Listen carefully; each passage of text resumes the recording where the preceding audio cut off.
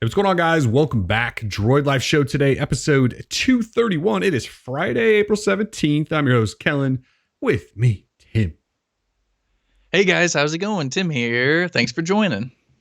Thanks for joining us. And yes, welcome back to a fabulous edition of this show of ours. We're talking about this guy today. Do you have your version there? Let me get it out of the case because I use cases now. I'm 50. This thing is way too big for a case that I could not possibly put a case on it. Get it out of the case. Get off all the fingerprint marks. Clean it up a little bit. There she is. So, yes, we'll be talking OnePlus 8 Pro, which is this blue phone, and also OnePlus 8, which is that mirror fingerprint magnet of a phone that Tim is holding there. OnePlus did announce both of the phones this week. We've had them for a good couple of weeks now. Full reviews are up, all that stuff. We'll get into that, if you should buy them, when you can buy them, all that fun stuff. What else? There's news around Google possibly making a smartphone chip, which is kind of a big deal. Pixel 4a had a big leak last week with specs and all that fun stuff. Stadia, our favorite thing to talk about. There's like two topics on this show, I think, that kind of are the hottest every time we bring them up, and it's Stadia and smartwatches, right? Like, there's nothing better than talking about Stadia and smartwatches. So Stadia talk. There's Motorola set a date for their next flagship phone, and LG saying they're gonna redo it all again. I've heard this before from LG. I'm not entirely sure if I believe them, but hey. We hear a lot from LG, and they usually don't live up to anything they say. I shouldn't say that. They don't live up to a lot of the things they say. From in the smartphone side, yes. This is true, yes.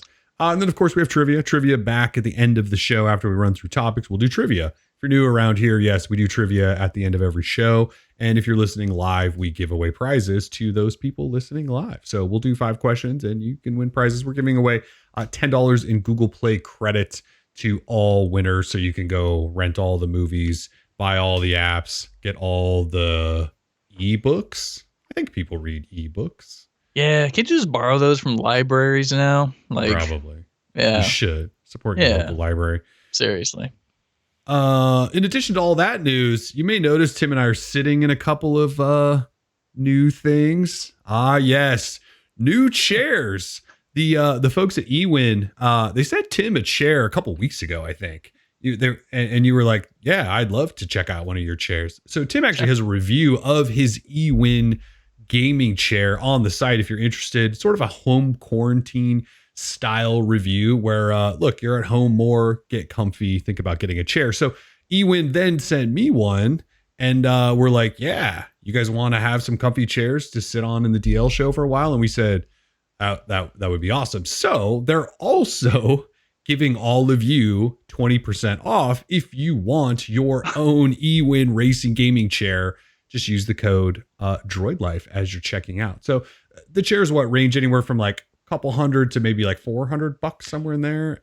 They can get expensive, but they do have affordable options. They do have affordable options, and you get 20% off. So again, that's not bad. The code is DroidLife, so just use that as you check out.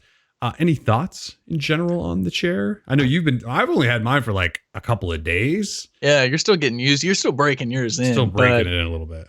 I've had a few sessions on the old Call of Duty Warzone with this bad boy, and man, like I'm actually feeling pretty good about it. I had a previous brand. It was like a $50 knockoff brand from Amazon, like a game racing chair. I didn't really like it at all. It just wasn't very comfortable. However, I set this one up, and like I said in my little stay-at-home review, this one's actually pretty comfy. It comes with pillows, so for my lower back, I've got added comfort there and support for all that lumbar goodness. And it also came with a neck pillow that I was appreciating quite a bit. Except when I'm gaming, I like to lean back a little bit and really dig into there. So this thing kind of fits like a glove. It's not quite as tight on my body as, say, like the seat in my car is, but it feels good. And actually, I mean, the main takeaway for me was the quality. Like, when I put this bad boy together, like it was super quick to assemble, and I could just tell, I mean, the materials are pretty darn good. It's heavy duty. It's definitely going to support me. I only weigh 178 pounds. So, I mean, it'll do me pretty good. So highly recommend eWin Racing, man. Like, I'm digging it. Thanks. Yeah, I'll have more to share on my thoughts once I actually sit in it for a while. But so far, comfy. I also have pillows. You can see one of them right there, neck. But there's a back pillow, and I'm old, and so the lower back is shot for me. And this thing, slide it around. Yeah, Is the shit right slides. there. So It's anyway, kind of nice. again, big shout out to the guys at eWin for the chairs. Also, 20% off. Use code Droid. So anyway, should we dive in here to stuff? Let's dive head first. All right, OnePlus 8, OnePlus 8 Pro. The phones, they leaked a lot. We've been talking about them for quite some time. In fact, the first OnePlus 8 renders, didn't those show up from like on leaks or something in December? Was that something crazy like that? I swear we saw these things a long, long time ago. Anyways, they're now official. The folks at OnePlus were kind enough to send us a couple of review units early. So these are review units that we have. And yeah, we have been testing for a couple weeks. They announced them on Tuesday. Our reviews are both up now, both the Pro, which again is this one, and then Tim has the regular 8. So before we talk into sort of our thoughts, let's just do kind of a recap of what we're looking at here. So OnePlus 8, OnePlus 8 Pro. Obviously, the 8 Pro is the slightly higher tier model if you care about such things. It starts at $899, and then there's a top spec tier at $999. So 900 and 1,000. What were our predictions? You were at 949, I think, and I was, what did I say, like 1,100 or something wild like You that. said something ridiculous. It was totally over the top. It was preposterous. It was. Yeah. So they undercut you a little bit, which is great news. Yeah. It's great news. Because I thought at least 1,000, and yes, I did go stupid with mine. So they undercut your prediction, which is great. So $899 starting point. Talk more about those specs in a second. The OnePlus 8, which you have, starts at $699 and then goes up to $799. Both are 5G phones. So the pricing there is actually notable because the specs are about as good as it gets. And then you also have 5G, and Samsung, wants to charge upwards of $1,400 for a very similar phone. So Quad HD AMOLED on my 8 Pro, 120 hertz. FHD or Full HD on Tim's, 90 hertz. They both have Snapdragon 865s. They both either come with 128 gig or 256 gig storage. That's UFS 3.0, so it's super fast. The 8 Pro has 8 gig or 12 gig LPDDR5 RAM. The 8 has 8 or 12. It's LPDDR4X. Look, if you're a RAM nerd, I'm sure you know the differences there. I don't. 1.5x faster read-write speed. Yeah. It's something silly like that. On the 8 Pro, camera setup is a little bit different. First of all, it has a ginormous camera hump, which is, I think it looks kind of cool, to be honest. It's a little weird when you set it on a table or something like that, but 48 megapixel main camera, 48 megapixel ultra wide, and then an 8 megapixel telephoto and a stupid 5 megapixel color filter, which I'm still not sure anyone knows what it does. The phone you have has 48 megapixel main, 16 ultra wide, and then a really worthless 2 megapixel macro camera. Big time. Yeah, they both have large batteries, 5G, Wi-Fi 6, Bluetooth 5.1, NFC, in-display fingerprint readers, USB-C, dual stereo speakers. And then this phone has IP68, water and dust resistance. The first time we've had an official IP rating on a OnePlus phone. We've asked them for years, like, why don't you put the rating on it? Because every year they go, no, our stuff's actually pretty water resistant. We just don't want to pay, right? That was their excuse. We don't want to pay to get it certified because it's going to add $150 to the phone cost. Well, they did it with this one, not the one that you have.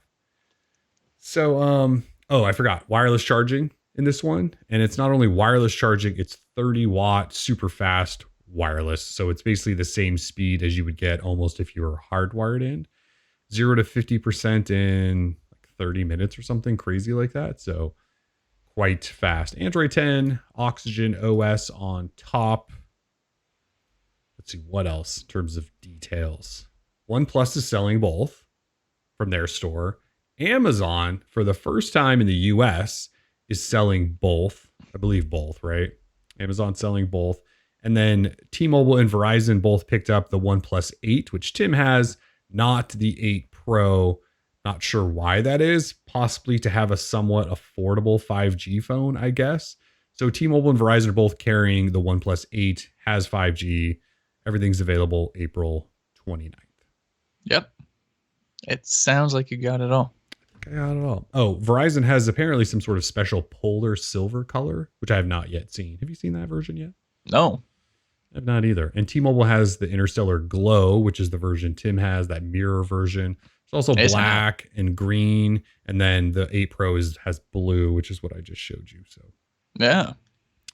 there's a lot there. Highest spec phones ever. You know, OnePlus often leaves out things like we complain about wireless charging, right? Or not having it. We complain about not having the IP rating. We complain about having a bad camera. We complain about no SD. Like there's always a few things we complain about. Um, as far as the 8 Pro goes, they kind of took care of everything outside of the SD support. They're never going to support micro SD cards. But they added wireless charging, and not only did they add it, it's super fast. They added an IP rating 68, which is what every other smartphone is that's at this caliber. And then the camera, I think they actually put together a pretty solid, comparable to Samsung camera here. In fact, I think it takes better pictures in some situations than the Galaxy S20, which I also use all the time now. So it's like right there. I mean, I think it's probably a better phone than this for a lot of people because of the specs, and then the camera's really good. Yeah, I don't think there's well, it's really great, but if you want the best camera, don't buy this. I don't think it's the best camera. That's probably still Google in my eyes, but it's like you're not taking a step back from Samsung, I don't think, if you buy this phone, which is what's kind of crazy. So yeah, that's kind of just a quick overview. Very nice.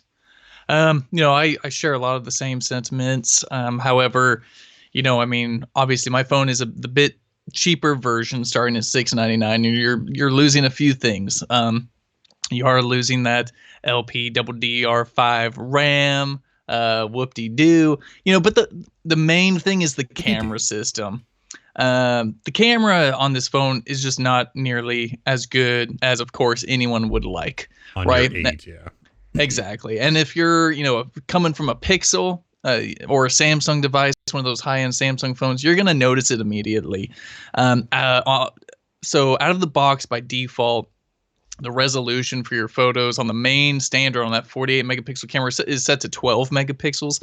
So when you're taking shots, you're losing a lot of detail. You can manually adjust it to take those 48 megapixel shots. But if you're in the heat of the moment, you're trying to get a quick shot, you don't have time to be futzing around with settings, right? You just want to get into the camera and start taking good photos. So the fact that it defaults down to 12 and those 12 megapixel photos really look pooey sometimes, like you get some serious oil painting kind of effect going on there where things are blending together, especially on a picture of a dog. A dog's fur just looks blurry, like there's no real detail to it. And 95% of the pictures I take are of dogs. So for me, it's a big problem. Past that, you've got that 2 megapixel macro camera, which is a complete waste of space. I was, it's like OnePlus slapped me in the face. That's how offended I was. I was like, what is this? And I got some great little plants around the house. I was trying to take macros of that, but there's no detail. The lighting's crap. Like it's just way bad. I don't understand putting a 2 megapixel camera in anything that you want someone to these use. days. Yeah. I mean, it's no good. Yeah, sure. Like you get a bit of clarity. Like you can see things when you're super up close to something, but then once you snap the picture and go back, all detail is lost. Like, yeah, okay, it's in focus, but there's no detail. So it was sort of a misstep. I don't know exactly why they did it. Why not just have 2 cameras? Why not just have your ultra wide and your standard shooter? I don't know exactly why they did that.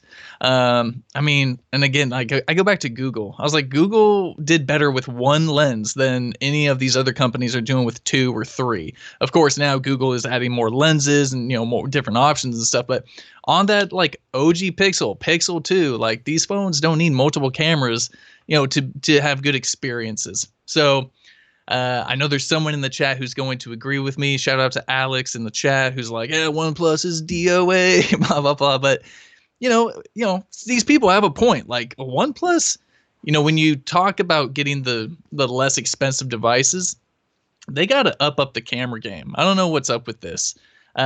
People, I think, really expect more, especially in 2020. So I was hoping for a better camera experience, and that was really my main kind of gripe with the phone. Other than that, and believe me, I can dislike a camera experience but still love the phone, and we've done this. We've named phones that did not have great cameras phone of the year plenty of times. Yes, we have. This phone for me is POTI material, phone of the year material. The size is absolutely fantastic. Obviously, it's gorgeous to look at with this interstellar glow. The display is curved, but it's not all too bad. It's very usable. I threw a case on it, and like you can almost hardly tell that the display is curved. It's a really good phone. The performance has been awesome. There's a lot to like about this device. The software is pretty darn amazing. It's fast. It's fluid. It's whatever OnePlus says, smooth and fast, whatever. The overall experience really good. Starting at $699. Like I would take the OnePlus 8 over the V60 every single day of the week. Like this phone is not from this year. This is from years past. Yes. I don't know what LG's doing. And I don't want to turn this into a big old LG, Yeah, we did that a couple weeks fest. But man, the OnePlus 8, just the standard one, it destroys, I think, in terms of the experience, the V60. And maybe that's because I'm not inspired by dual screens and quad mics for honing in on things. I don't do a lot of manual video mode and quad DACs. Anyway, I'm a jerk. So point being, if you're in the market for $699 phone, I don't think you're going to do any better right now than the OnePlus 8, unless you want to wait. Yeah, not for these types of specs at that price. Of course, the Pixel 4a is coming. I'm sure that'll be fine, but it's definitely not going to pack the type of specs that this thing is, in terms of performance specs. Not the display. Yeah, it's not going to have a Snapdragon 865. So yeah, there's a lot of great stuff to like about this phone, and I think that reflects in my review. Like it's overall positive. It's really just the camera that's sort of the takeaway, and I know obviously that's a huge thing for some people these days, and that's totally understandable. But it's usable. It is usable. So yeah. Yeah. With the 8 Pro, it's got, like, you use this phone, and it's crazy because OnePlus phones, not that they ever felt cheap or unfinished or whatever, but I kind of mentioned how they always seem like they were just lacking a little something. This phone, you use this phone, it does not feel like it's lacking anything. I mean, it weighs a ton, so it feels like you're buying something substantial. It's big. The display is just insane. I've come from the Galaxy S20, Quad HD, 120 hertz, AMOLED, just like this has.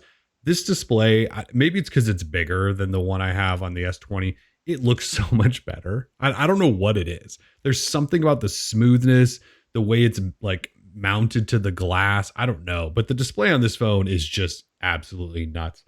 Like you said with that one, the performance is really good because OnePlus always does good performance. The software I like outside of it still not having an always on display and not being able to switch to dark mode easily. Like there's a couple of things that just piss me off about the way they do this with their software.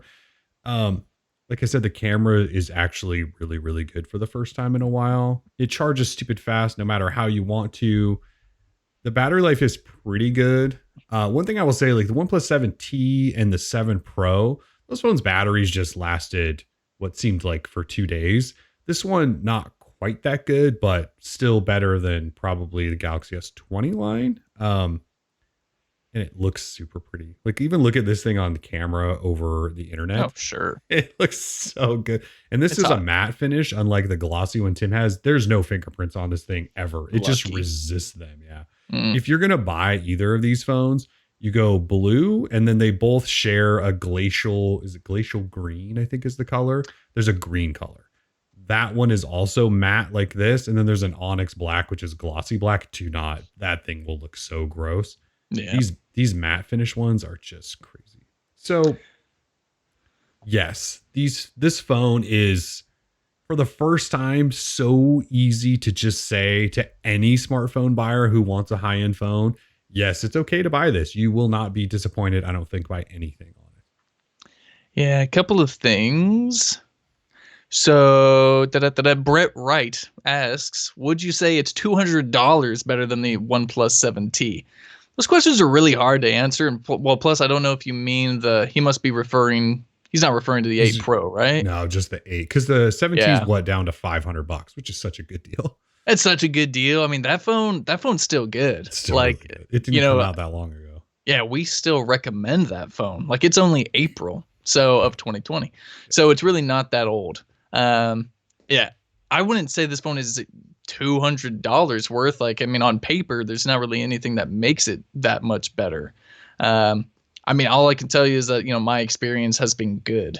So, I would just think really hard about your decision, and I'd probably just stick with the 7T if I already had one, and maybe wait to see what if OnePlus, has a OnePlus 8T later down the road if you really want to upgrade. I see, and my thing is I never recommend people buy these first iterations of new numeral models anyway. I'm always like, wait for the T, wait for the T. So just like this, wait for the T.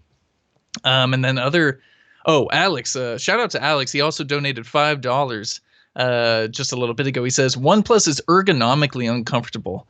Well, I don't know what you mean by that. I mean, like, the phone is very comfortable in my hands.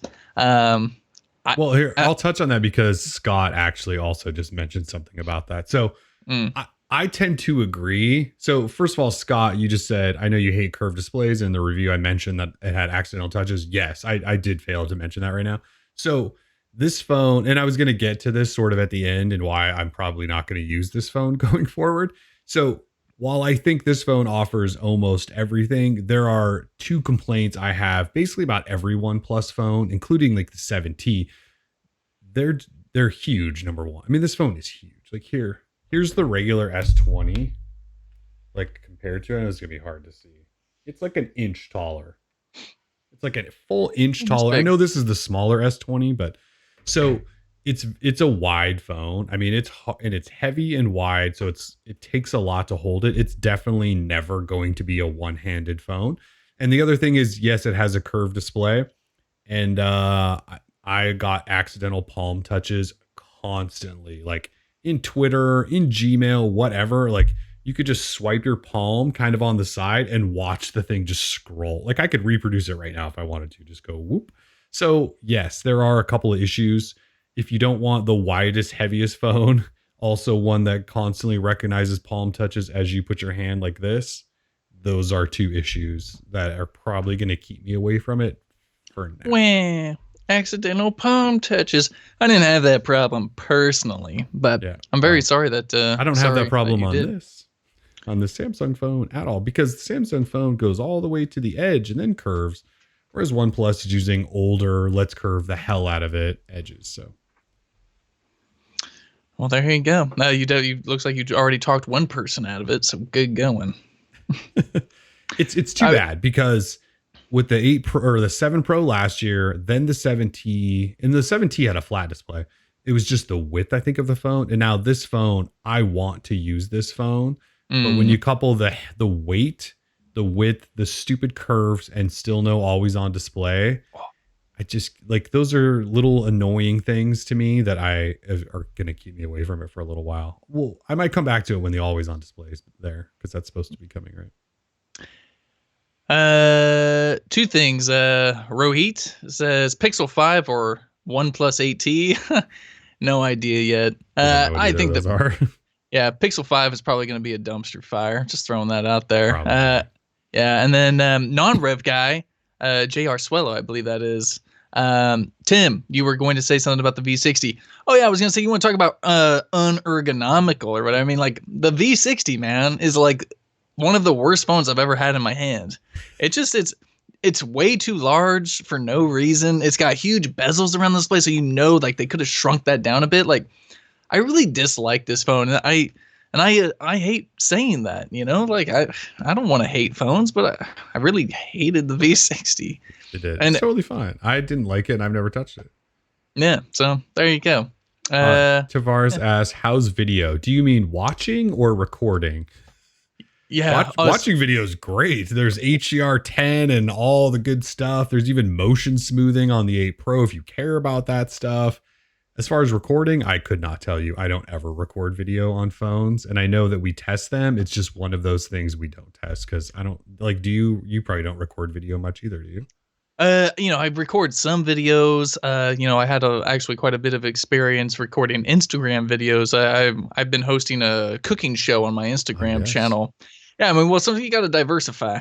So, those videos seem to be turning out okay, but Instagram compresses everything and Yeah, makes you can't everything look trust like Instagram. poo. So, the couple of videos that I do have in my gallery just of my dogs, they look okay, but like I guess if you were actually looking for a phone that really did video recording well, it'd probably be the LG V60. But yeah, we don't we don't really look Yeah. at that stuff. So It's one of those we yeah. don't really do a lot of testing on is video. Um, I don't know. I guess I've always kind of wondered who wants the ultimate video camera in their phone. And I get there's Mm, probably a lot of people, and I hear people talk about how the iPhones have incredible video skills. And I guess that's cool. I don't know. I guess I'm just in my life, I don't ever make very many videos for my smartphone. If I'm gonna make right. a video, I grab A my real regular camera. camera. Yeah, I grab like my real camera because I know it'll be good, and I don't know if phones. So I don't know. It's probably one of those things that I could probably work to give you guys more on. I just don't. I don't know. I don't ever record video on phones. I never have. I know Sorry. there's a lot of people who record, yeah, the bloggers out there, the vloggers, and the YouTube. They do all that. I guess They do we all just that. don't. Yeah. I mean, I Yeah, hate to say real like go find those review portions out somewhere else, somewhere but like else, there but are people that review those sections of phones. We just don't. yeah. Non-rev guy says Droid Life needs a TikTok to mess around with video more. Nah, I'm good, dude. I'd Yeah, I'm rather watch good. other people make a fool of themselves. I'm good. Real quick, I've got a LG V40 thin Q here next to the V60. Can't tell the How difference. what happened? Like the V40 is like good hardware. Like this is sexy. This is a good phone. Feels great in hand. Why does the V60? Why is it so bad? Because Ugh. it has 5G. Oh, that's right. Good old 5G. Uh, V40. Shout out to LG for the V40. It was a decent little device. Wish I could say the same for the V60. Or V60. What else? So 8 Pro. If you want a really really really high end phone, it's as good if not better than Samsung's Galaxy S20 line, and it starts at $899. So 1,000 less than the cheapest S20. That's what 500, 600, 500 less than the top tier Ultra.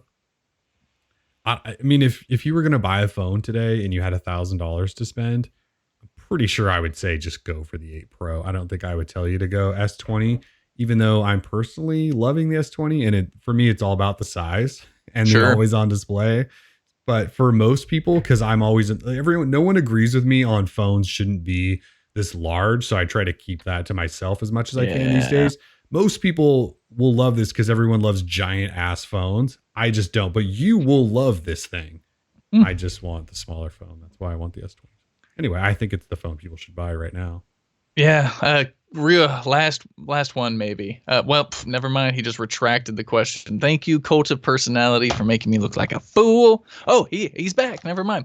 Question: would the V60 be a better deal if a person does not want to finance the OnePlus 8 5G from T-Mobile? No. Don't buy the V60. I mean, that's really that's my takeaway from the question, or my input towards it. I just wouldn't buy the V60. Not only do I think the software is really bad, I just don't think it's ever gonna get better. I have no faith in LG. This is supposed to be their new and improved UI. Hardly any difference. I took a sample picture, comparison picture of a Android 8 running V40, I think it was, or no, maybe it was a G8. I don't know. Anyway, it was running Android 8, and it looked almost nearly identical to the Android 10 and their new UX 9, whatever it is. So I just don't recommend LG phones right now. Maybe when this Velvet thing comes around, maybe I'll have a change of heart. But until then, I just don't recommend LG phones. If you, Oh, yes, Velvet. yeah, if you care about updates and experience and Someone things just like asked that. me if you put a case on it, does it still do the palm touch? Oh, Let's the find out. palm touch. Let's find out. It's doing something. Got a case on it.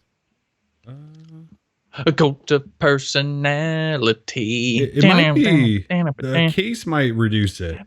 So I put on this matching sandstone with it. By the way, these sandstone cases are kind of dope.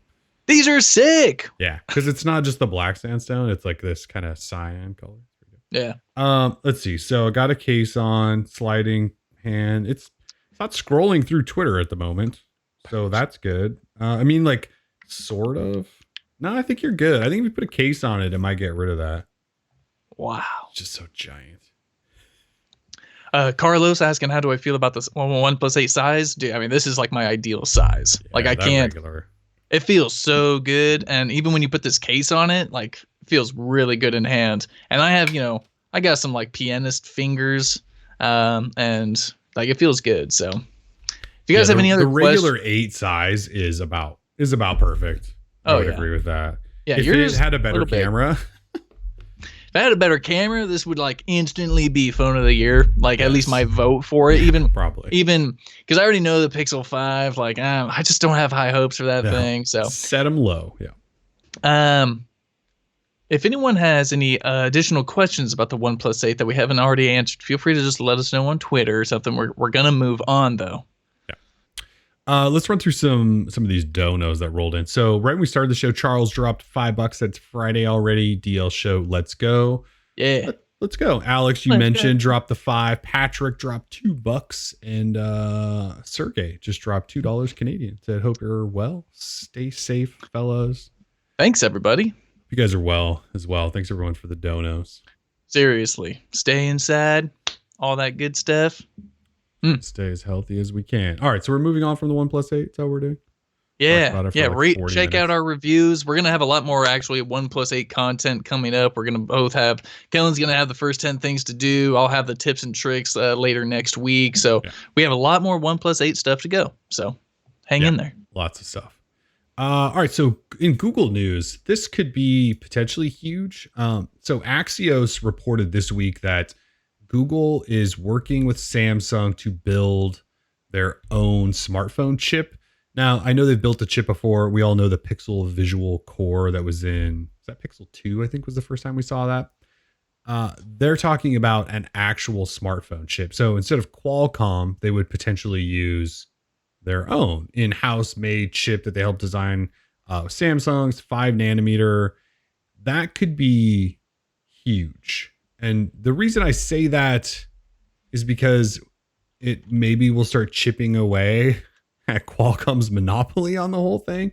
And it's hard to get so excited that you think it might change the industry forever because look, Google doesn't really sell any phones that anyone cares about. And I say that because people just don't buy them, even though they keep trying and trying and trying. But if they make their own processor, then maybe it'll show the industry that yes, there is hope. You don't all have to be attached to Qualcomm forever. Look, I don't have an issue necessarily with Qualcomm, but when you have one company doing it all, you don't have like anyone pushing them to innovate. I mean, you have Apple sort of, but I don't even think Qualcomm cares anymore what Apple does because number one, they probably can't catch Apple in terms of performance, but they like, you don't have anyone in Android to like push, like Samsung's Exynos is not pushing the Snapdragon line to be better. So, Google's apparently working on their own, and it won't be for a Pixel 5, but it could be next year for a Pixel 6 if there is one. We don't know if it'll be a super high-end chip. We don't know if it'll be awesome. I'm assuming they're still going to have to use a Qualcomm 5G modem because Google, I don't think, is building their own modems at this point. Remember when Nvidia tried to do that and just completely failed and gave up? So they were just late. Yeah, well, remember Intel tried to do it, right, with Apple, and they gave up too. Like building 5G modems is not an easy thing. So, yeah, Google's apparently building their own, and I hope they do, because I hope somebody can in the Android field could just get the hell away from Qualcomm. I'm so sick of every single thing running the same Qualcomm processor with the exact same set of features. And I don't want to say zero innovation. I just want there to be something different. Like if Google makes their own, who knows what they could do with the integration of Google Assistant, obviously all of their onboard AI integration and all of that stuff. Like there's some things they could do. Whereas, you know, when they're just using Qualcomm stuff, they're probably limited to what Qualcomm is built in. So yeah. I know it's like kind of nerdy stuff and it's not really that fun to talk about right now. I just hope they do it because I want to see somebody else say, yeah, Qualcomm, we're going to pass on the Snapdragon 875 or whatever boring ass chip they come out with next year that'll be in every single phone. Just going to throw it out there. No, I don't think we want TI maps to come back, people. Hey, man. Nothing wrong with a little OMAP action. TI maps might be the worst processors in the history of all smartphones. And they were so And adopted. smartwatches. Yes, and smartwatches. And they were just used forever because at the time, everything that was made was awful. I mean, that was when Qualcomm took over, is because Texas Instruments just did not know what they were doing. And Qualcomm was like, no, I think we got some stuff figured out and pushed forward and then just took over the world. Yeah, Nvidia tried with the Tegra. They were just late to the game in terms of building in LTE radios and all this. So yeah, they ran into modems. Yeah, it was a rough one there for Nvidia. So yeah, I mean Qualcomm's got a monopoly. Oh well. It's what are you too gonna bad do? though that Nvidia stumbled so badly there. Because remember, Nvidia tried to bought a company to try to figure out how to integrate modems. They could never do it, and they just gave up. It's too bad because I think they would have been a fun alternative because they had the big gaming focus early on, which people cared about. Like a lot of tablets still use their stuff for a while. It would have been nice to see them succeed, but they screwed up. Yeah, real quick, we got a donation coming in from Melinda Helms. Says, my first live show. Thanks, guys. What's up, Melinda? Thank you, Melinda. Welcome. Come on back. I mean, we're about every Friday. We just hang out, talk about Android, shoot the poo, and do a little trivia. It's really a good time. It was a good time live. Thanks, Melinda, for the donation. Thank you. So related Google news, Pixel 4a, we still think is coming sort of soon. I think we all assumed the Pixel 4a would be announced at Google I/O, and we know that's canceled and never happening at this point. So we're just kind of counting the days until around that I/O time where we think Google might announce a 4a and hopefully the Pixel Buds. Last week, though, I believe it was last week. Yeah, last week we got a pretty substantial leak on what we expect the specs to be on a Pixel 4a. At this point, we don't know if there's a Pixel 4a XL or not. There was like a rumor months ago that said there's only one, just a Pixel 4a. Other people said no, there's an XL. Now we're kind of back to this. There might only be one. So whatever. 5.8 inch full HD display. Cut out with the front facing camera. We know all about that. No Soli sensors. Of course not. That would have added to the price. Snapdragon 730, we know that. 6 gig RAM.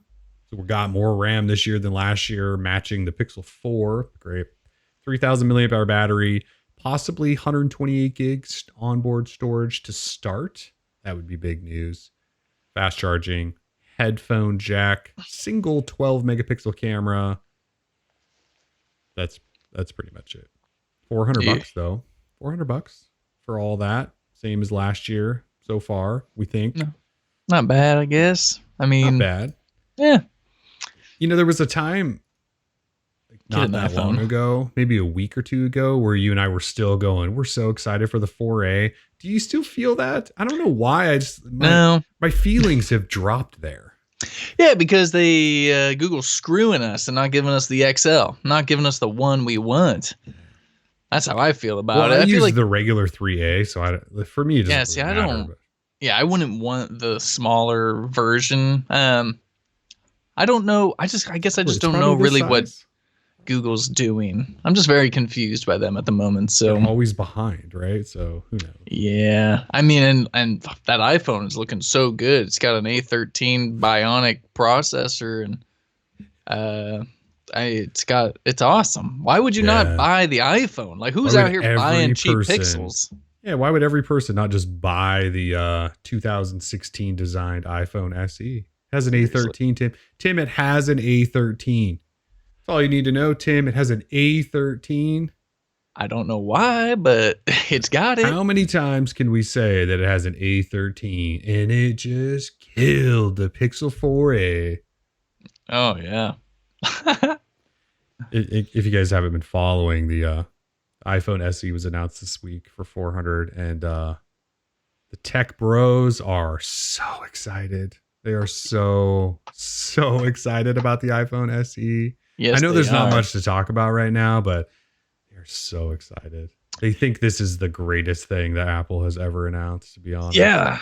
A lot of people asking if we're getting the iPhone. Nah, I mean, like, if Apple comes out with a legit iPhone later this year, like, I'll think about it because I would love to do like Android blogger of 10 God, years I hate gets those posts so loves much. iPhone, I and hate those posts so much. I just really want to get back into tiny wings. That's all. I mean, Lifetime Android blogger tests the iPhone. You see those every year too. They're like my exactly. least favorite anything that anyone could ever write. They're awful. No I one gives want a it. shit. I just want it. I want to be featured on BGR. Like that's all I want. It And then would get you on there. exactly. I'm just trying to It get would on get you on BGR. So there. once I get on BGR, I'll know that like I've reached. I'm here. Um, yeah, and get in on some tiny wings. See what an actual like phone is supposed to do in terms of video recording. Because apparently Apple just dominates. But I want to know because I haven't touched an iPhone 6, the iPhone 6S. I think you got way back in the day. I think it's just a regular 6. Oh I think it's even God. older. Yeah. Yeah. So and That and was that when they changed up the phone was design cool. language a little bit and actually added to iOS. We looked at it and then never looked at it again. Yeah. Well, but that was also when Google was still releasing like some of their apps for the platform, so we were able to have Google Photos on there, and that was cool. Like because you get the iPhone these days, you basically just have Apple hardware, and you still have all of Google services on there. So really, it's like you're not losing out on all too much if you switch to Apple these days. You just have to use iOS, which is. Dude, I mean, come on. It's not that. It can't be that bad. It's pretty bad. But again, I don't know. I haven't used it in 5-6 years. You still like to do anything, have to like hit home and then like search through your app jukebox and find the settings app and then tap that and then scroll through like 6 menus to find the Wi-Fi menu to then find a Wi-Fi network. And then like the process of like changing settings on an iPhone it makes me want to just throw it against the wall. Like I can't just like scroll up from the bottom and get to that like dashboard or whatever the hell that's called and long press on that. And I don't know. You can't long press on things. Oh, because it's like force touch or something. I don't even know what that is anymore. I'm telling you, iOS is painful. You're really just siloed into everything at all times. It's so app forward, whereas like Google's just like a little bit like Windows. Like, anyways. And then also I could get an Apple Watch, and then I mean, it'd be awesome. And then an iPad. I do have an iPad. I let my kid use it. That's why I know a little bit about iOS, because I use his iPad every once in a while. And my wife's store, she uses Square, so she has an iPad for Square. So I do have to like use iOS every once in a while, and it sucks. Yeah, it sucks. Xavier says I could get some pods then, dude. I've never really thought I wanted to be that guy walking around with the AirPods on Android. They just connect via Bluetooth. It's not the same, dude. Like, it is, though. You could look like an AirPod guy. No one will know you have an Android. No, because then someone's gonna come up and be like, "Oh man, like, can I see your iPhone?" And be like, "Oh, here's my Android phone," and they're like, "Oh, what the hell?" So that's like a thing. You're like, "Wait, are you a real AirPod user?" I got to do an iPhone check. I gotta check. I don't think you have an iPhone in that pocket. Those AirPods are connected to Android. Yeah, like an iPhone they like glow blue. What's the color in iMessage? Oh, like your AirPods like glow blue. That's what actually Apple should do that. They should put a little light on the end, and if you're connected yes. And if you're connected to an Android phone, there's like this blue thing so people can tell. They just be like, "Oh man, that guy's got his AirPods connected to an Android phone." We can't do that. It's a poor. Someone can't afford an iPhone. Yeah, that guy's poor. He spent his entire stimulus on AirPods, and he's still using an Android phone. Yeah. I can't afford all of it. Dang, it's such an expensive ecosystem to get Green into. chat bubble. Is it a green bubble? Yeah, it's a green. Yeah, it's a green bubble. Green bubble for our AirPods glow green. Jesus Christ. Okay, yeah, sorry, we got it wrong. We don't know anything about iPhone. We can't be giving all these good ideas away. Apple's totally going to do this now. Yeah, I could see that. Just because of us. Anyway, so Pixel 4a, we somehow got onto all that. Pixel 4a still coming, we're pretty sure. $400. It'll be probably a great little $400 phone, and I know everyone's going to be like, "It's no iPhone SE." It's going to be fine. In fact, most of you would probably enjoy it over the iPhone SE because it has a big screen and it'll still have a good camera, and it'll be fine. Okay, it'll be fine. And it's Android, so it's fine. That was easy. All right, in related Google news, again, the hottest topic of every show, Stadia. Stadia news? Yeah, so Stadia, like a week ago, opened up to everyone. If you want to use Stadia now and you have a controller. In supported markets. Okay, yeah, sorry. If you're in the US, in the UK, I think, there's a couple of them. Well, there's like 8 of them, I think. If you're in a supported market, yes, we do have to be clear on that, or we do get some people that get very mad at us for not specifying that. Yes.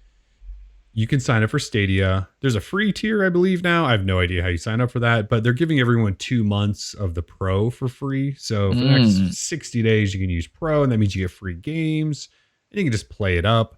If you don't have a Chromecast Ultra, you can still at least play through a computer or on your phone if you have a supported phone. There's a lot of supporteds going on here.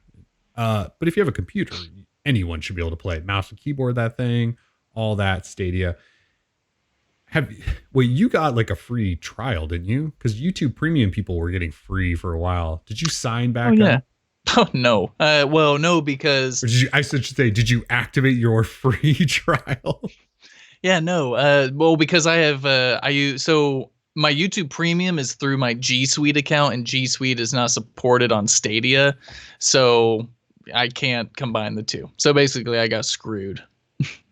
But even if it... suck. Why would they send it to you on a G Suite account if you can't even use it? That's the dumbest thing I've ever heard. Well, because I'm a YouTube Premium user. Maybe they don't know. Maybe they don't care. I don't know. Smart enough to understand that. You really can't use it on another account. You don't just have like a code you can apply. Yeah, the code is attached to that account. So stupid. That's the stupidest thing I've ever heard. Yeah. Well, yeah. I mean, it's Google, as Riggs says. What a rollout. Yeah.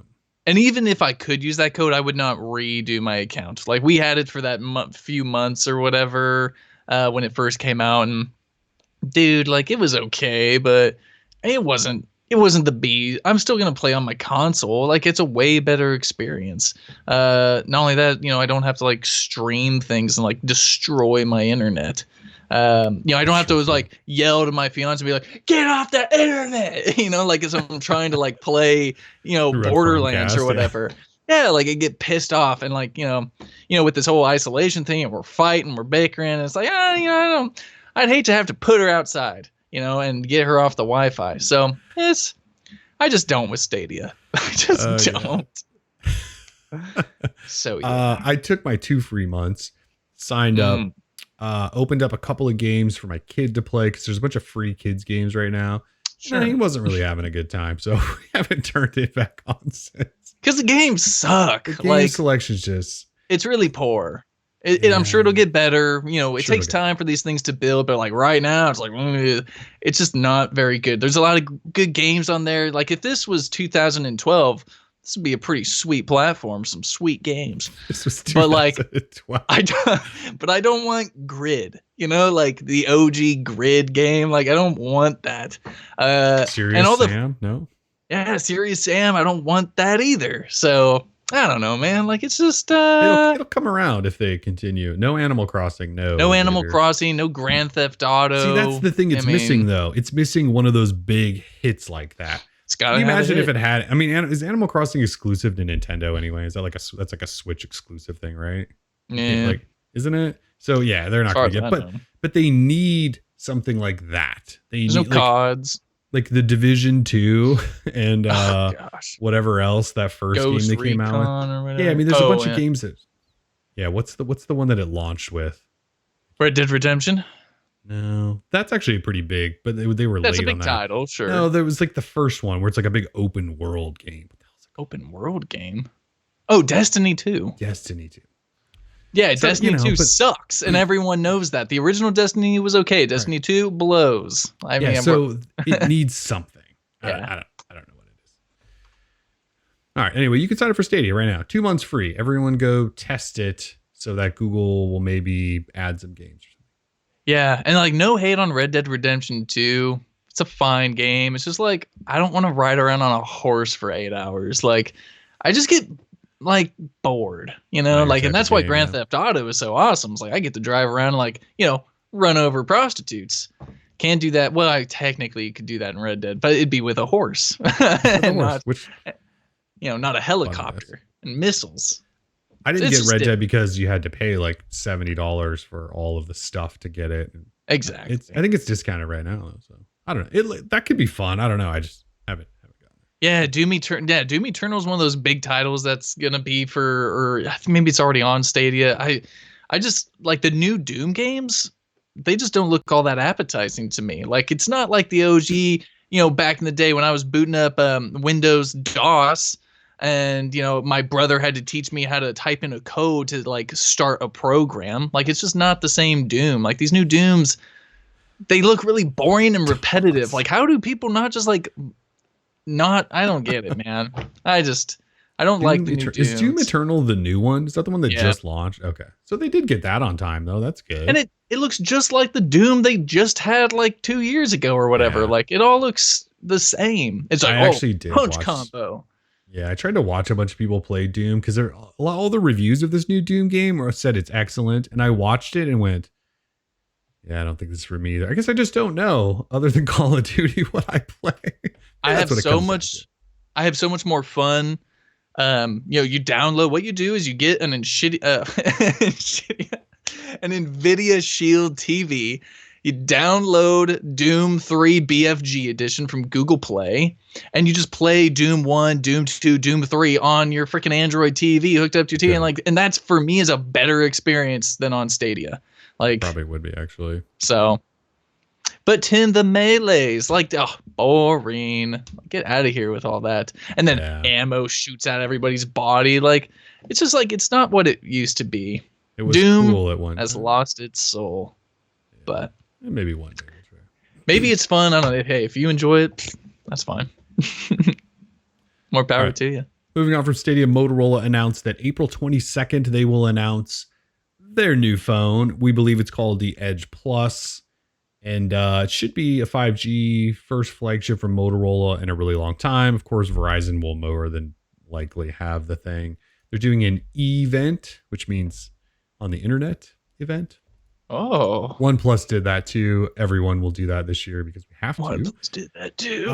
What do we expect from this phone? We think 6.7 inch full HD 90 hertz display, 108 megapixel camera, 12 gig RAM, or I should say up to 12 gig RAM. 5,000 milliamp hour battery, lots of 5G. It sounds like a spec'd out Motorola. It has an Edge. It's called the Edge Plus. That means it's gonna have one of these things, the old curved friend of mine. Curved display. Let's see how they do it.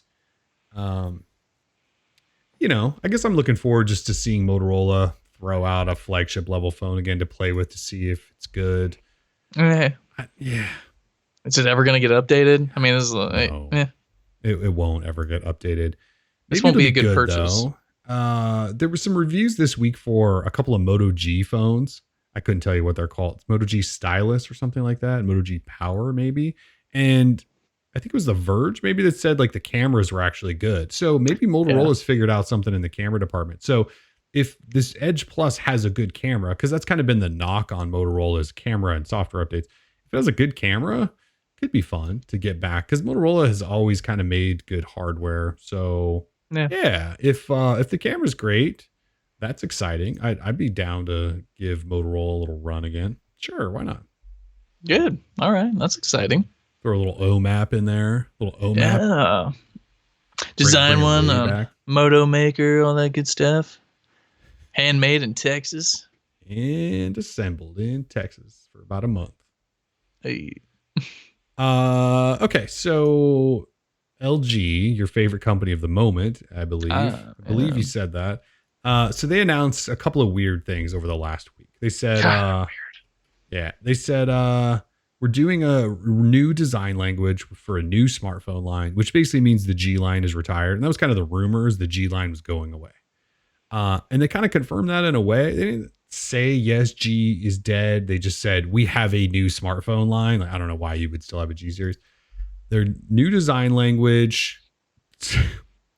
What is it? It's taken from nature. Well, it's Inspired designed by by nature. nature, of course. Yeah. Designed and inspired by nature, which is a Samsung slogan from 8 years ago or something. Galaxy S3, designed by nature. Galaxy S3 Or designed inspired by by nature. inspired by nature, whatever. Whatever. One of those words. So LG is using that Word for exact word. same terminology now, and they will call this the LG Velvet. Now I don't know if Velvet is the code name for the line of phones, or if this is actually going to be called like the LG Velvet. I hope it's not called the LG Velvet Thin Q 5G, but it probably will be because this is God, these LG. guys need help, dude. Oh, they need so much. So they created a camera system that is supposed to mimic a raindrop sort of cascading down. It looks exactly like the camera housing in the Motorola Edge Plus. So, their design language is already behind. That's kind of it. That's all they've really told us. New design language inspired by Samsung's 2013 Nature. And it'll be called Velvet. We think it's coming fairly soon, though. So that's good. Which is weird because they just released a V60, which we were supposed to care about. Yeah. I mean, what sucks is they basically confirmed that, we're just releasing the V60 because we need a 5G device. That's what the carriers want. So, I mean, I'm telling y'all, don't buy the V60. Like, LG doesn't have any type of, I feel like any type of investment in this device. This was really just something for the carriers to put out and advertise their 5G with. So that's all don't it get was, Yeah, don't get a V60. Now this Velvet, this Velvet could be pretty hot. We've been waiting for them to do something sort of new for a number of years now. But they need to go past just the hardware. It's got to be software too. Like, the software is bad, LG. We need new, completely re-envisioned software experience. They really should. We keep saying, what do you have to lose, LG? Why not just throw out your stupid skin that you've put on everything for 5 or 6 years now and just redo it all? Like, go completely minimal, bare bones. Don't just put stock Android on it because that won't work. But like, OnePlus is having success by doing their riff on stock Android, right? Like, they're having success doing that. So either do that or even go wild. I don't care. Just do something different than what you're doing to get us all to pay attention now. And then sure, if you want to keep your DAX and keep all the LG fanboys that like that crap happy, sure. But go back to some basics on just the front level, and hopefully this design's nice. The LG fanboys, bless their hearts, are not keeping that company afloat whatsoever. So I don't know why they continue to invest in those things when they're not really getting the support they need to really make their mobile business successful. I mean, look at OnePlus. They stopped appealing to their fanboys because now their phones cost $1,000, and they did it because they're trying to grow and be a bigger name and compete with the big boys. And they're getting you some can't mainstream always success. Just go, hey, fanboys, we love you. Here's a phone for the fanboys. That doesn't always work. I'm not sure that Apple ever does anything to please the fanboys. They do whatever the hell Apple wants to do. And it usually the fanboys come around. They come around. They go, that's a bad idea. And then the next thing you know, I love you, Apple. What a decision. What a decision. So LG should try that. Yeah. Dan Perkins says playing with a V60 at work today and the software is straight trash. There you go. I mean, yeah. They literally changed the drop down menu. That's right, Dan. So Tim and I, like a month or two ago, when they released that video that said, we redid our LG skin, and we got excited. And then you got the phone and you went, I don't think this is it. And then you went and looked and confirmed that it is indeed the new skin. And you said the same thing. You're like, they changed like the phone app and the way there's bubbles around settings, and that's it. Like, they didn't actually change anything. No, there was nothing. It's not a redo. It's not like Samsung did with One UI. Like, I mean, it's just not. And I always hate comparing like LG to Samsung, but it's like, come on, like, it's definitely not apples to oranges when it comes to those two. It's definitely more like a Fuji compared to a Granny Smith. I mean, they're of the same species of fruit. So they need to be compared to one another, and LG needs to do a little bit better. I think not just copying Samsung, but definitely, taking their example and saying like, oh, okay, here's what's successful. Maybe we should try and do something a little bit like that. So LG just needs a lot of help. I've offered my help to LG many times before on this show. LG, if you need a new president, we know you guys have a new mobile business president once every 3 share that presidency with you. Yeah, totally. We will right this ship. And it won't take me long at all. It'll take me about 4 months, 4 or 5 months, and I'll get him back in the black. So. See, as Nick said, it is crazy LG is doubling down on such a tiny group of people. And they are. They keep producing the same phone for this group of people who seems to be very vocal, but doesn't buy phones, that wants DACs and wants dual screens and doesn't care about having other nice things. So, yeah, don't do that anymore, LG. Don't. Just do it all different. No one cares. Oh, okay. And when I say no one cares, like I'm talking about like, the majority of people don't care about a DAC. Like, come on. I know there's one YouTuber in particular who's big on DACs, but he's not carrying LG, into profits every quarter, which is what I could do if Kellen and I were made co-chairman of the mobile business. So yes. Could definitely turn this thing around. LG, I know you're listening, man. Come on, hook a brother up with a gig. We could fix it. So yeah, Velvet, inspired by nature. That is LG's their new Quest. All right. Well, good luck to LG there. Good luck indeed. They're doomed. That's all I got for topics. I think it's you think it's about that time, huh? Oh, let me just go ahead and time. There's those lights I needed. All right, that's it, folks. Not for the show. For topics, that means it is now trivia time. Tim has the lights on. Trivia Dance is here. It is indeed trivia time. So if you're new and you're watching live, listening, like whatever you're doing, it's trivia. So at the end of every show, we do trivia. We have 5 questions. We'll put them up on the screen. Tim will read them aloud. And if you answer in the YouTube chat first correctly, we'll call out your name. You win a prize. This week, you could win $10 of Google Play credit. So we'll give 5 different people $10 of Google Play credit. It's super easy. Again, we put it up on the screen. Tim reads it. You answer. And we'll call your name out if you are first and correct on our screen. I don't care what your screen says. We go with what our screen says. Yeah. It's great time to win some money, get some free games or movie rentals or whatever on Google Play. Oh, it's a great time. Brandon says he just upgraded the PC. Let's go. Let's see what this PC's got, Brandon. Let's see what it's got. Nice. All right. Well, let's get to it. This first one, it's a toughie. So question number 1, please. All right. Question number 1 is up. Name the first pair of Google phones to offer a fingerprint reader. So we're looking for 2 devices.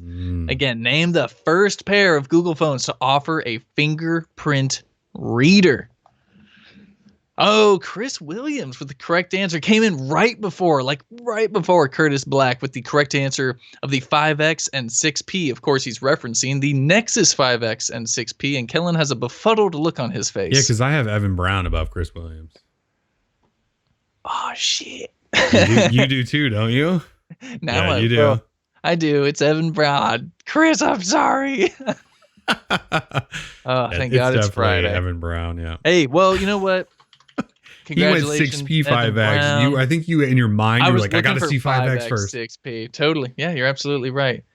Yeah, it's Friday for everybody. All right, so Evan Brown, congratulations. Sorry, Chris Williams. Hey, at least I know Chris has won in the past, so he'll be okay. And maybe he'll get, he's got 4 more questions to win. So I could screenshot if you guys really want to see it, but yes, my apologies. It is Evan. It is actually Evan on that one.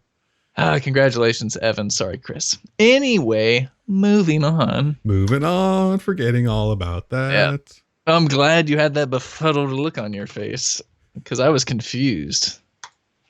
All right. Question number 2, please. Question number 2 is up now.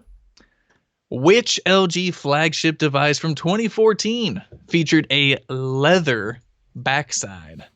Again, which LG flagship device from 2014 featured a leather backside? Now, I'm going to say that Brandon Johnson is the winner. Yeah, I got that. All right. Brandon Johnson with the correct answer of the G4. Oh, thank goodness. I had the orange leather one. I do not Yeah. know for sure if it was indeed leather, but Well, because it like was- fell apart. Like it wasn't. I mean, it was bad. It was leather. yes, but yes, indeed, it wasn't- was leather. Yeah, it wasn't cow leather. I don't know what kind of leather. I just, leave it at Yeah, that. it was questionable. Yeah. I think I asked them like, "Hey, Brandon where's Johnson. this leather sourced from?" And they're like, "Nah, we don't." Because that was at the time Motorola was like, we're putting Horween leather on our phones. And LG's like, well, we could do that too. Well, where'd Yeah. you get it from? Dude, Look I'm over straight there. about to. I'm gonna look in my Gmail and see if I real quickly LG G4 leather. Oh yeah. Okay. Oh no. Oh no. yeah. Let's see. What did I say? Man, come on. Somebody Brandon put in quotes, cows. That's where it's from. Cow. Yeah, I mean, there's a lot of other animals you could get leather from. I'm not seeing it, so I'll have to look again some other We'll have to time. get back to you guys on that one. Yeah. Oh, hold up. Oh, nope, never mind. Nope. All right. I don't know. Anyway, I'll keep looking and I'll get back to you guys on the old Twitter. I'll find out where that leather was sourced from. Detective Tato's on the case. So, question number 3, please. Question number 3 is up now. What was the first commercially available device to run Android TV? Ooh, again, what was the first commercially available device to run Android TV? Wasn't Nexus Q. Nice try there, though. That was yeah. Anyone got Oh, it? there we go. All right. I'm seeing Scott McDonald. Mine's slower than yours. Yep, Scott McDonald, Nexus player. Okay, man, Chris Williams came in right after He did again. I'm too. feeling real bad for Chris. Sorry. Me Scott too. McDonald with the correct answer of the Nexus player. I think I have one over here. Yeah, I have someone somewhere. Man, poor Chris. Poor Chris Williams. 1 second. Huh? Oh, you found it? Wow, look at that thing. There I it had is. it hooked up on this desk for a really long time. I can't remember why, but there it is. That looks that looks like a new Chromecast, just Made big. by Asus. There you go. There's another trivia question. Who made the Nexus player? Oh, okay. All right. I'm ready for congratulations, Scott McDonald. I'm ready for question 4 when you are. I'm ready for question 4. It is up now. What was the first OnePlus phone to offer an IP68 rating? Again, what was the first OnePlus phone to offer an IP68 rating? I'm seeing Zachary Webb with the correct answer of the OnePlus 8 Pro. Tricky. Oh, I'm so tricky. So tricky. Zachary Webb. Congratulations, Zachary. The 8 Pro is it. This guy right here. Yep, there she is. Man. Oh, yeah. A lot of people coming in real close with that one. All right. You didn't trick too many. Nah. We are down to our final question. We've got another $10 Google Play gift card to give away. I'm looking at you, Chris Williams. Come on, man. This is your last chance. Here we go. This one's going to be right in your wheelhouse, I bet. Question 5 Question 5 now. is up now. What company manufactured the first Android device available in the U.S.? Again, what company manufactured the first Android device available in the U.S.? Oh, a lot of correct answers, but unfortunately for Chris Williams, he wasn't first. Our winner is Nick Fisher with the correct answer of HTC. Sorry, Chris. Nick Fisher, he's a winner. All right. I think we've got all our winners. We've got Evan Brown, Brandon Johnson, Scott McDonald, Zachary Webb, and Nick Fisher. Some great names that are all very easily pronounced. So thank you so much, winners. email me. I'm pretty sure all you guys have won before, but just in case, there's my email in the chat. Feel free to send me over an email. I will instantly send you over your Google Play gift card code valued at $10. Shout out to Chris Williams. Sorry, man. And yeah. Good times. Good It's Friday. Times. It is Friday. It is so nice here, by the way, in Portland. It's like 70 degrees. Well, it's going to be like 76 or something like that. That's just crazy. It's April. Oh, damn. That means it's going to rain for like 17 weeks after. Or not, because it's probably a drought or something. Yeah. Well, I mean, it is going to rain next week. So hopefully. We probably need it. I mean, that's what the forecast calls for. So what would be harder fixing, Charles says, HTC or LG? I think HTC because they've given up. Yeah, they're done. Yeah, LG has continued to try and will continue to try. HTC gave up. HTC fell so far. Like, we give LG a hard time for falling. HTC fell even further before they gave up. Like, the world just stopped caring about HTC. Like, they couldn't even get carriers to carry their phones anymore because that's how far they fell. So it would be much harder for HTC at this point. Yeah, LG still makes decent phones. They just can't get it quite right. We would have to hire all new staff for HTC, and that's a total pain because, I mean, they have no one working on phones right now, and I'm not about to bring over their Vive team to work on my new phone, so it's going to be black. It'll be interesting to see this year, because this is how many phones has the HTC Google team made now? Would this be their third? They make the Pixel 3? Did they make the Pixel 3? They did, didn't they? Yeah. Or was the 3A the first one they made? Oh gosh, I don't know. Either way, if that HTC team can't make a winning Pixel 5 this year, talk about a bad acquisition if that's the case. I mean, is it their fault billions on those people? Well, yeah, but like you're hiring the team from HTC fault. Who's supposed to be Rick their Osterloh. Well, yeah, but it's how you use that talent. You know, I mean, you have to, Maybe don't hire the team that makes smartphones from the company who's failing at making smartphones. Like, maybe don't hire them and go, they're really talented. Do we know that for sure? It's Google's fault. I think what really Google was doing was just extending HTC $1 billion lifeline, and HTC couldn't do anything with it. So, I mean, it's business, right? Well, rather than maybe develop their own hardware team, did they just like go the cheaper route and just buy another team? Is that like, I don't know. All I know is that it's looking like not the greatest of moves with the last couple of Pixel phones, because Pixel 2, remember, sold okay, I think. And the Pixel 3 did not. And then the 3A, maybe because it was a 400, it sold okay to start. And then the 4 obviously flopped massively. So the phones that this HTC team have made have not been successful. So maybe, it's Google's fault. Maybe it was not the right move. Just maybe. Like when they bought Motorola for patents or whatever. It was only $1 billion, though. I mean, that's like pocket change for Google for some talent. So that's really not a problem. Nick says, I think it's the people calling the shots at Google. I would love, and it's one of those things we'll never get an actual breakdown of. I would love I would just love to get in the mind of someone who made the decision to even just throw in the giant Soli notch at the top, right? Or with the Pixel 3 XL, that giant, ugly, double-wided camera notch thing. Like, I just want to know, like, who looked at that and went, yeah, this is going to be awesome. Like, people are going to love this design, sign off on it, send it to the hardware maker, let them print this bad boy up. I just want to know, like, how we got there, because they've made some questionable decisions.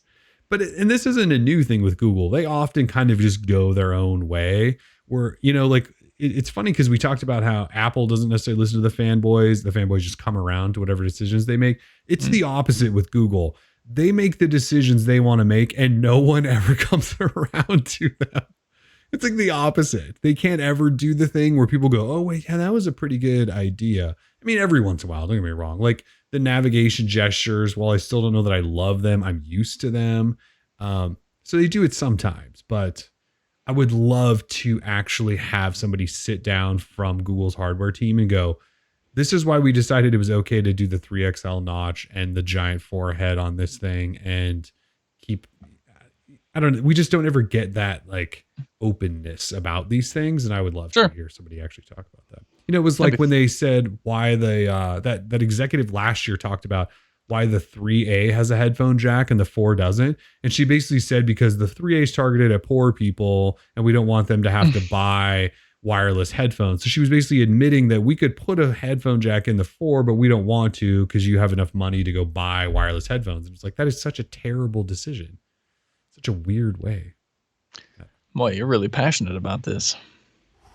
I just want people to talk to me, Tim. I just want people to talk to me and tell me everything.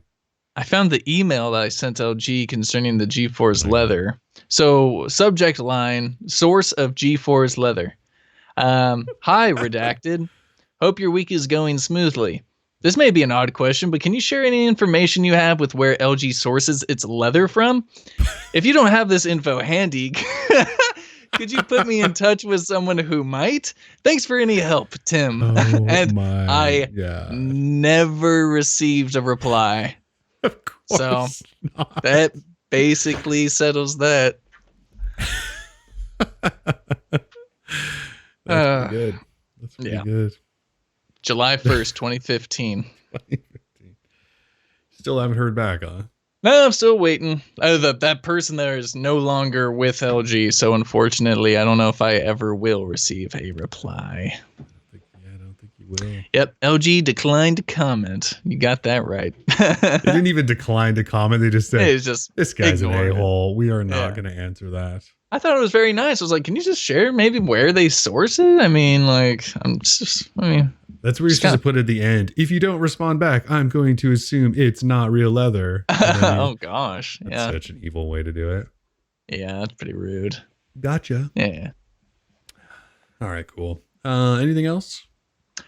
No, I hope everyone is, doing all right. Obviously, our thoughts are with everyone who might be affected by the current COVID-19 pandemic. Stay inside, follow local orders. We all got to do our part, etc. Be on the lookout for more OnePlus 8 coverage next week. Hope everyone's just doing good. Stay safe, wash your hands, wipe your butt, all that good stuff. You should do that anyway. Nah, don't do that stuff. Bidet. Just bidet it. You'll be fine. How many people got a bidet attachment for their toilet in the last month and a half? Did they sell out of them immediately when the toilet paper shortage happened? Yeah, it's possible. I ordered mine, but it's non-essential, right? So it won't be here till June or July. So that's ridiculous. Yeah. Splash a little water where you can. It's terrible. Yeah, Charles says he knows people. He's not. Yeah, sorry to hear that, Charles. It's terrible, man. It's, it sucks. I got a mom. I got an elderly mother down in California. Can't get to her. She can't really travel right now. So hoping that she's, it sucks. People are affected. It's a bummer. It's very sad. All of it. Yeah. Richard, We'll you're welcome for the show. Chris, have a good weekend. Everyone who joined us, thank you so much. I had an absolute blast. If you didn't catch this live and you're listening, in the future, hit me up. Let me know some info from the future. That'd be cool. So, all right, guys. Thank you. Have a safe weekend, everyone. See you next week. Bye.